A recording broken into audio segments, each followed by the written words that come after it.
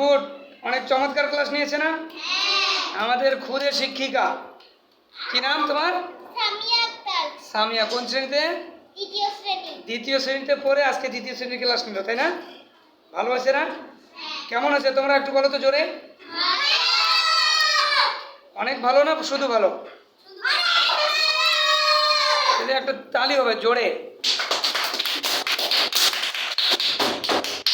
তোমার কেমন লাগছে?